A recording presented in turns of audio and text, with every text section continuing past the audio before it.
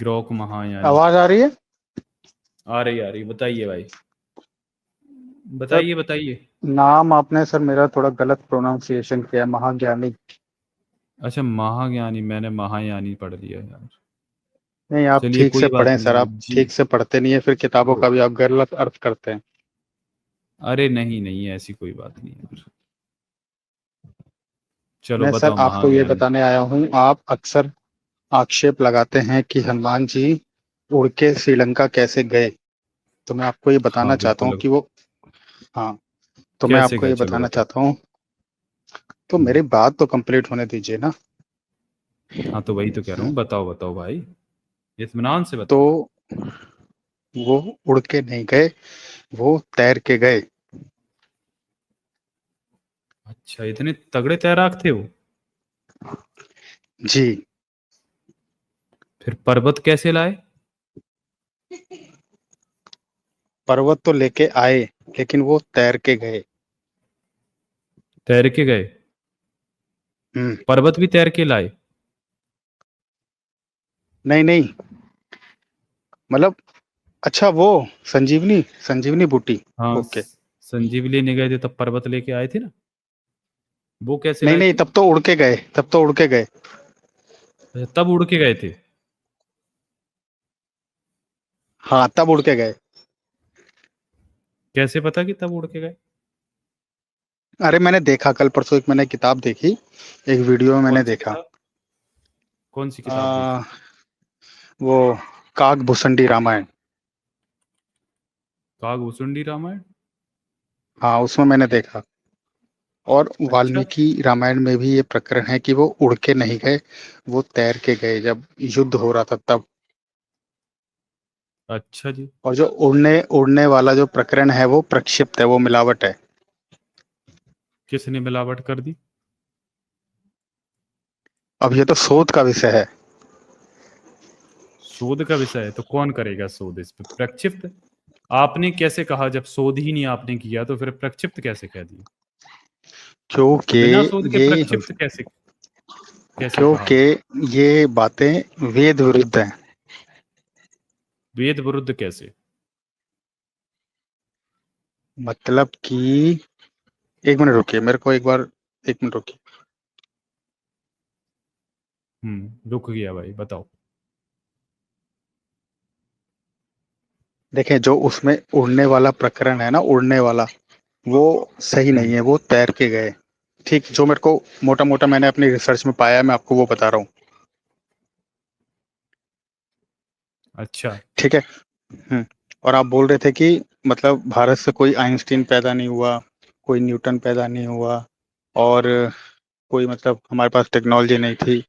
तो आप ये बताएं हम्म। कि जो भारत में जो वो एक मंदिर है, बहुत बड़ा मंदिर है, उसके पिलर हवा में तैरते रहते हैं, आपको पता है? तो वो ये टेक्नोलॉजी कोई कैसे आई उपलब्धि भारत है? के पास? ये उपलब्धि है? अरे तो उस समय इतना एडवांस साइंस था। नहीं नहीं, उपलब्धि है ये। इसने इसने मानवता को क्या दिया? अरे इसने टेक्नोलॉजी दी ना भारत को। क्या टेक्नोलॉजी दी भाई? उस समय कोई हमारे पास बहुत कोई बिल्डिंग उन्नत देखी चीजें के? थी। कोई बिल्डिंग देखी हवा में लहराते हुए, पिलर बेस पे बनी हुई आज तक? देखी कभी? अरे मैंने वो साउथ का मंदिर देखा ना, उसके जो पिलर थे वो 1 इंच हवा में रहते हैं। अच्छा, खुद देखने गए हो कभी? वो मैंने यूट्यूब पे देखा। हम्म। नहीं, यूट्यूब पे देखा, कभी यूट्यूब खुद पे। से जाके देखा क्या? है? अरे तो, और आपने वो नहीं देखा जो अजंता और एलोरा की गुफाएं कैसे पूरे पहाड़ को काट के बना दिया, कोणार्क मंदिर बना दिया, आज भी आप नहीं बना सकते। रुको, अगर उसका बताएं, बना फैक्ट सकते चेक हैं? करके। रुकिए रुकिए। हम्म। हम्म। तो फिर हम्म। कोई दूसरी बिल्डिंग बनती देखी हवा में लहराते हुए? अरे मैंने ये नहीं कहा कि हवा में लहर आ रही है, मैंने ये बोला कि उसके पिलर 1 इंच ऊपर रहते हैं जमीन से। अच्छा जी। कितने पिलर पे खड़ा है वो हम्म। मंदिर? वो मेरे ख्याल से शायद 100 पिलर हैं उसमें। 100 पिलर है? हवा में कितने हम्म। लटके हैं? हवा में कई सारे। हाँ तो अगर 100 पिलर हैं तो फिर तो आराम से इसको लटकाया जा सकता है। वो तो बेस उसी पे खड़ा हो और वो हवा में लटका हो, तब जाके जिस पे जो मतलब लोड वियरिंग पिलर हो, उस पे वो हवा में लहरा रहा हो और उस पे लोड भी हो, तब जाके देखा जाता है ना कि हाँ ये कोई टेक्नोलॉजी। तो हम्म। आप जब उसको अच्छे से देखेंगे तो आपको पता चलेगा कितना बड़ा साइंस था। और सोमनाथ मंदिर में एक जो ये तो वो पर, था। अरे जी। पर जब उसमें 101 खंबे लगे हुए हैं, तो इस तरीके से भी इसको डिजाइन किया जा सकता है कि लोड बियरिंग जो पिलर्स हैं वो अलग हों। वो सिर्फ इसके लिए, लोगों को अट्रैक्ट करने के लिए उनके खांचे इस तरीके से फंसाए हों कि वो सिर्फ ऊपर वाले जो स्ट्रक्चर हैं उससे बस लटके हों। आ रहा है समझ में? अरे सर, आप सिविल इंजीनियर की बात कर रहे हैं। तो क्या बात करें, क्या ये पॉसिबल है कि हवा में कोई चीज लहरा जाएगी? हम्म। क्यों? तो ये पॉसिबल है कि पूरा का पूरा पहाड़ काट के कोई इतना अच्छा अच्छा मंदिर बना दे? एक पूरा पहाड़ को काट के बना दिया कोणार्क मंदिर। लो, ये भी कोई बड़ी बात है कि पहाड़ को काट के मंदिर नहीं बनता भाई? हैं? वो एक चट्टान को काट दिया पूरे। इसमें 70 खंबे हैं भाई। अब एक आध खंबे को अगर लटका दिया तो ये कौन सी बड़ी बात हो गई है? तो सर ये और दूसरी, टेक्नोलॉजी। और देखिए उस टेक्नोलॉजी का मैं, चलिए यहाँ भांडा फोड़ भी कर देता हूँ। देखिए दोस्तों, जो हैंगिंग पिलर वाला मंदिर की ये बात करते हैं, उसकी असलियत ये है कि उसमें इतने सारे पिलर हैं और जो मेन लोड है वो किसी दूसरे पिलर्स पे होगा। और असल में जो है, मैं आपको दिखाता हूँ, देखो हैंगिंग पिलर जो है वो इसको कहा जाता है। देखिए अब, है ना, ये हम्म। इसमें आप देख सकते हैं कि इसमें पूरा खाली दिख रहा है, लेकिन इसका एक जो हिस्सा है वो हल्का सा टच है।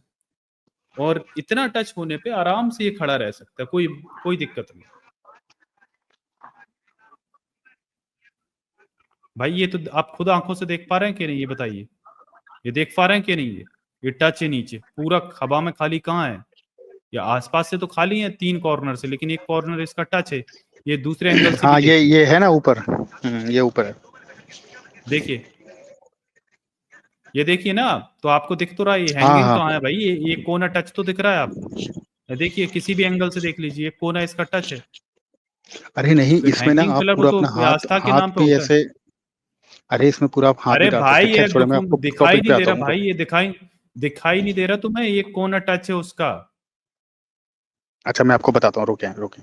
देखिए, क्या जब बताते हो? से भारत। ये तो तुम्हारी हम्म, पोल खुल गई भाई। ये तो तुम्हारी पोल अरे खुल गई, रुकिए देखो ना। ना यहाँ पर।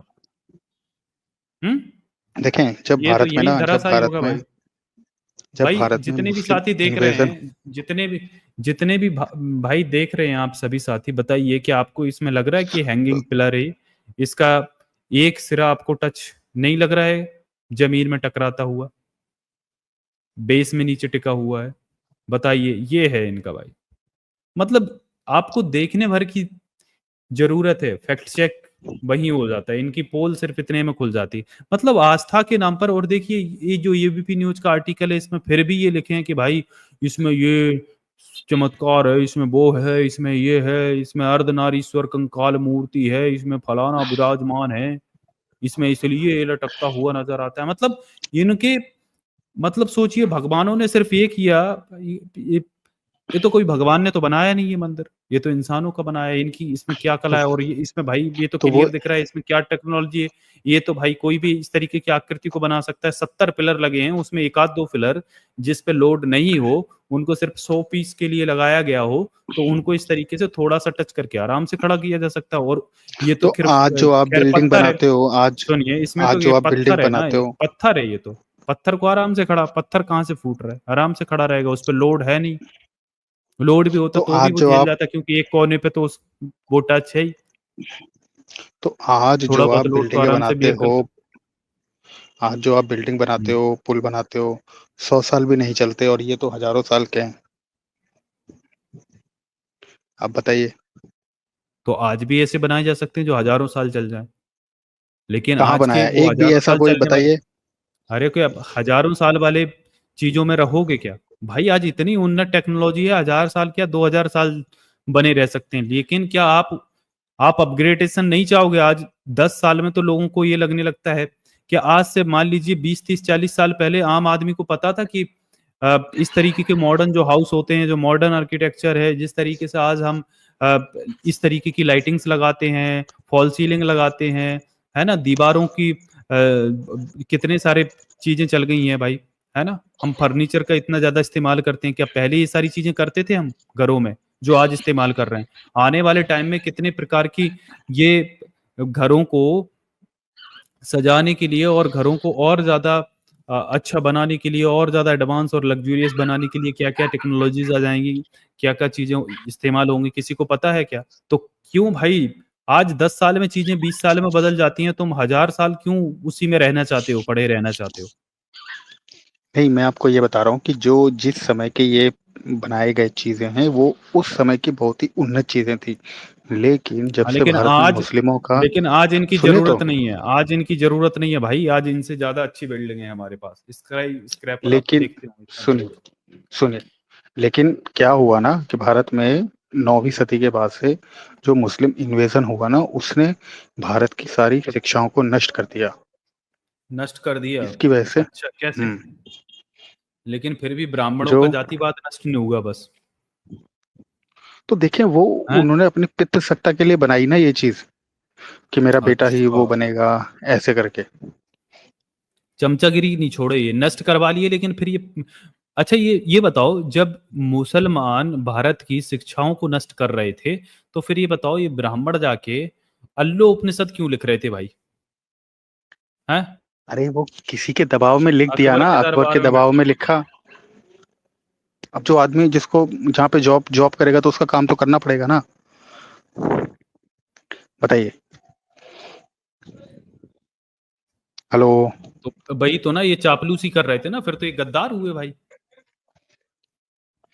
ये तो रोटी बेटी के संबंध बना के बैठे थे। और तुम उन गद्दारों के वंशज हो तुम। अरे नाम मैं क्या है उनका तुम्हारा वंशज भाई? नहीं हूँ, मैं उनका वंशज नहीं महाज्ञानी, हूँ। नाम बता। नाम क्या है तुम्हारा? नाम बताओ।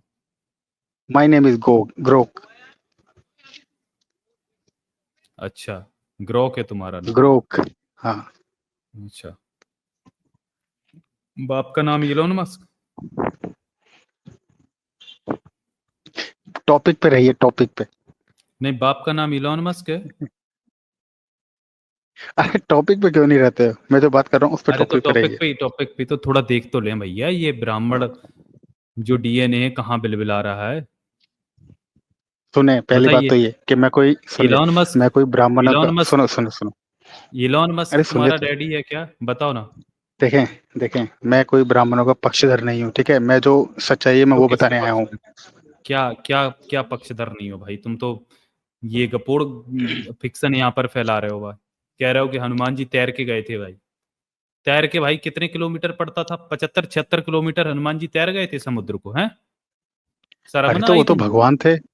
अरे तो वो तो भगवान थे ना, वो तैर सकते थे। अच्छा, तैर सकते थे वो, हैं? हम्म। तैर सकते थे, लेकिन उनको ये पता नहीं था कि सूरज खाया नहीं जा सकता। चले गए उड़ के। ओह।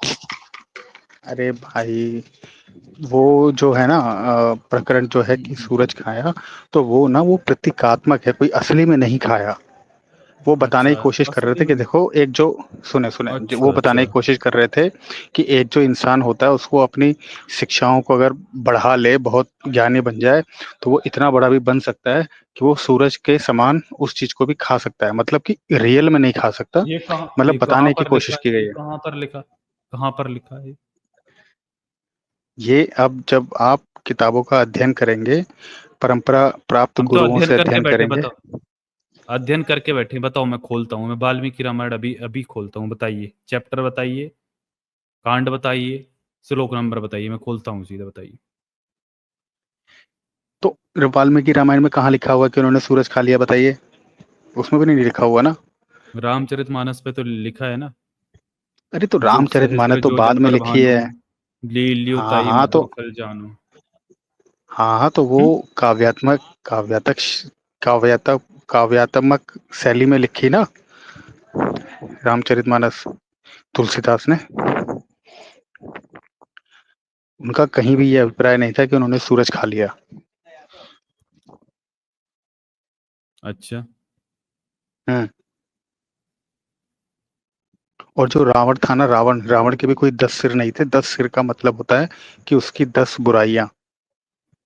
अच्छा, तो ये भाई तुम कहाँ से बता रहे हो? कुछ प्रमाण तो दो, मुंह से क्यों फोड़ रहे हो मेरे भैया?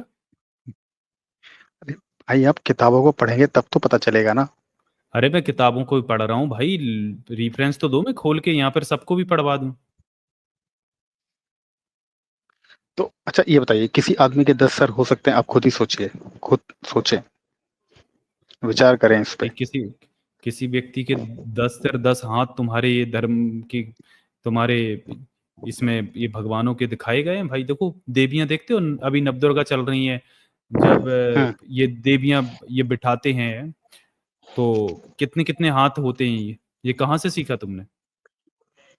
अरे तो वो जो कन्याओं को जो भोजन कराया जाता है, उसका अर्थ ये होता है कि भाई कन्याओं की आप इज्जत करें, उनकी सुरक्षा करें, ऐसे। अच्छा, पर 10 हाथ कहाँ से आए उनके? अरे मतलब ये 10 हाथ जो है ना, इसका मतलब ये होता है कि वो उनकी शक्तियां होती हैं, पावर। अच्छा, शक्तियां होती, पावर होती हम्म। है। हम्म। हम्म। और राम जी का जो लिंग पतला था, उसका क्या प्रतीक, उसका देखें देखें प्रतीकात्मक वो देखें बताइए। प्लीज, देखें आप ना ये अश्लील बातें ना करें। अश्लील बातें कैसे ऐसा भाई? ये कहीं रामायण में लिखी ए, अश्लील बात कैसे हो सकती भाई?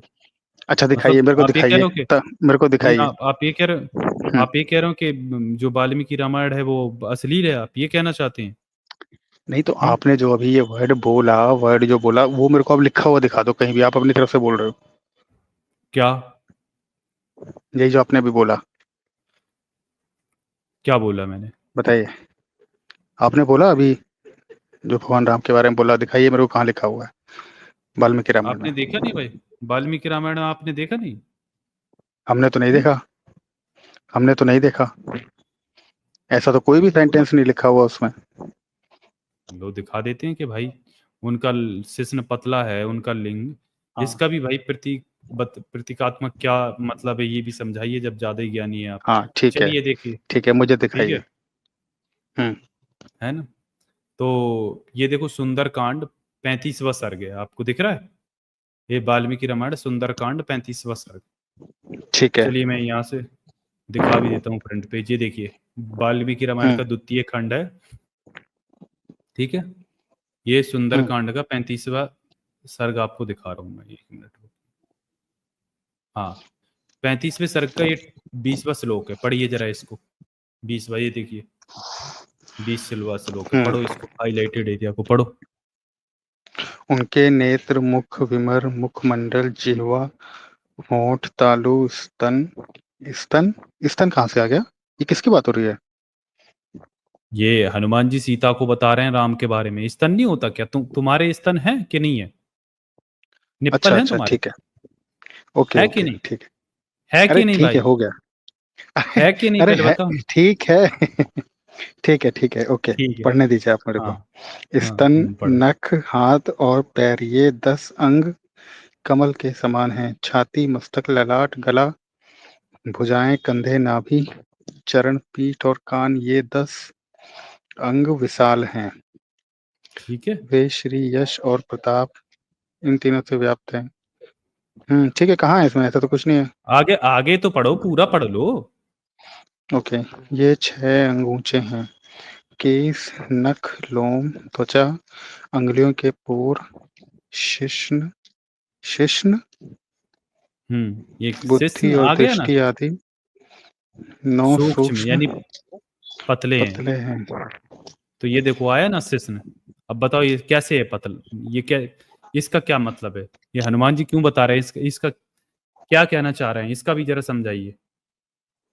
एक मिनट, आपने क्या बोला कि ये हनुमान जी बोल रहे हैं सीता जी को राम के बारे में, ऐसा? हाँ, दिखाऊं क्या? ओके। दिखाऊं क्या? नहीं ठीक है, आप बोल रहे हैं तो देखो, होगा। अरे ओके। नहीं नहीं नहीं, आपको दिखा देता हूँ क्योंकि आपको यकीन नहीं होगा। ये देखो, लिखा 35वां सर्ग, इसमें सीता जी के पूछने पर हनुमान जी श्री राम के शारीरिक चिन्हों और गुणों का हम्म। वर्णन करना तथा नर वानर की मित्रता प्रसंग सुनाकर सीता जी के मन में विश्वास उत्पन्न करना। ठीक है, अब मैंने जो दिखाया, अब इसका भी प्रतीकात्मक दिखाओ कि कैसे ये पतला लिंग बताकर हनुमान जी क्या क्या साबित करना चाह रहे हैं, क्या प्रतीक देना चाह रहे हैं। तो आपको पूरी वाल्मीकि रामायण में यही एक वर्ड नजर आया? और दिखा देते हैं भाई। यही एक नहीं आया, दूसरा भी आया, हमको तो बहुत कुछ आया। फिर हम ताड़फल दिखा देंगे भाई तुमको, सीता जी के ताड़फल। अब ये देखो भाई, ये 17वां श्लोक है, वो 20वां दिखाया था। सेम चैप्टर सेम कांड का ये 17वां श्लोक है, देखो। ये पढ़ो भाई, इस वाला ये हाईलाइटेड पढ़ो जरा। उनके 3 अंग वक्ष, स्थल, कलाई और मुट्ठी स्थिर थोड़े सुदृढ़ हैं। तेज पढ़ो। भौहें, भुजाएं और मेढ़, ये 3 अंग लंबे हैं। केशों का अग्रभाग, अंडकोश और घुटने, ये 3 समान बराबर हैं। वक्ष, स्थल, नाभि के किनारे का भाग और उदर, ये 3 उभरे हुए हैं। नेत्रों के कोने कोने, नक और हाथ पैर के तलवे, ये 3 डाल हैं। हम्म शीर्ष के अग्रभाग, दोनों पैरों की रेखाएं और सिर के बाल, ये 3 चिकने हैं। अच्छा ये बताओ, शिश्न के अच्छा। अग्रभाग हैं, ये चिकना कह रहे हैं, तो ये बताओ, ये चिकना, शिश्न का अग्रभाग चिकना है भाई? चिकना है कोई चीज, ये सरफेस चिकनी है, रफ है, कैसी है, ये तो इंसान को तभी पता चलता है ना जब वो टच करता है, सेंस करके हम बता सकते हैं कि ये चीज चिकनी है। तो कैसे पता चली हनुमान जी को? क्या हनुमान जी राम जी के लिंग को टच किए थे? हैं? कैसे पता था भाई कि ये चिकनी है? म्यूट क्यों कर लिए भाई, शर्मा गए क्या? देखो ना दोस्तों, शर्माता हुआ टुन्नी। भाई एक टुन्नी तो भाग ही लिया यार।